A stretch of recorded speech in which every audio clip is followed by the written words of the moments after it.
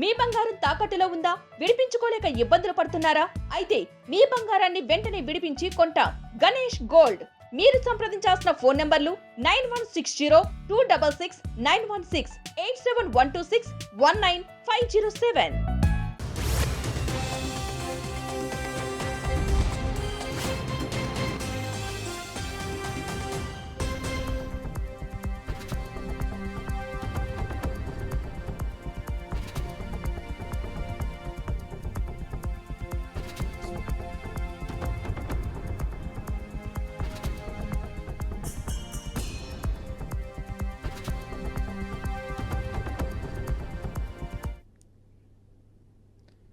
జనసేన పార్టీకి చెందిన ఎమ్మెల్యే సుందరపు విజయ్ కుమార్పై అంగన్వాడీ ఉద్యోగాన్ని అమ్మేశారన్న ఆరోపణలు సంచలనం సృష్టిస్తున్నాయి. తూర్పుగోదావరి జిల్లాకు చెందిన దళిత యువతి సునీత ఈ ఆరోపణలు చేస్తూ బహిరంగ నిరసన చేపట్టింది. అంగన్వాడీ పోస్టు కోసం రిజర్వేషన్ కోటాలో తాను అర్హురాలినని, కానీ 4 లక్షల రూపాయలకి ఇచ్చి ఆ ఉద్యోగాన్ని విక్రయించారని ఆమె ఆరోపించింది. తనకు న్యాయం జరిగేంత వరకు దీక్ష కొనసాగిస్తానని సునీత స్పష్టం చేసింది. ఆమె ఎస్సీ కోటాలో నియామకం జరగాల్సిన ఉద్యోగాన్ని ఇతర కులానికి చెందిన వ్యక్తికి ఇవ్వడం ఏంటని సునీత నిలదీసింది.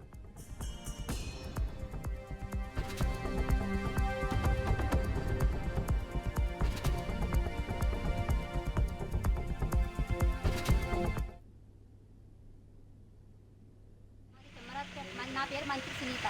మాది తిమ్మరాజపేట గ్రామం, సీతాపురం మండలం, అనకాపల్లి జిల్లా. ఎస్సీ రిజర్వేషన్ గల అంగన్వాడీ వర్కర్ పోస్ట్కి అప్లై చేసుకున్నాను. మా గ్రామం తరఫున గ్రామ పెద్దలు పేదరికంగా ఉండడం వల్ల నాకు సపోర్ట్ చేసి ఈ అమ్మాయికి జాబ్ రావాలని ఎమ్మెల్యే గారైన సుందరపు విజయ్ కుమార్ గారి దగ్గరికి వెళ్ళినట్టు చేసి జాబ్ నీకే ఇస్తానమ్మని, ఈ పోస్టు ఎస్సీ రిజర్వేషన్ గల పోస్టు, ఈ పోస్టు బీసీ క్యాండిడేట్ గల అభ్యర్థికి 4 లక్షల రూపాయలు, రాపేటి గౌతమ్ అనే అబ్బాయి 4 లక్షల రూపాయలు, సుందరపు విజయ్ కుమార్ వాళ్ళ అన్నగారైన సతీష్ కుమార్ గారికి 4 లక్షల రూపాయలు ఇచ్చి ఈ అంగన్వాడీ పోస్టు వాళ్ళు తీసుకున్నాను. పోస్టు వాళ్ళకి ఇస్తే మన రిజర్వేషన్ ఏమేన్స్ నాకు న్యాయం చేయాలి. మాది తిమ్మరాజపేట. నా పేరు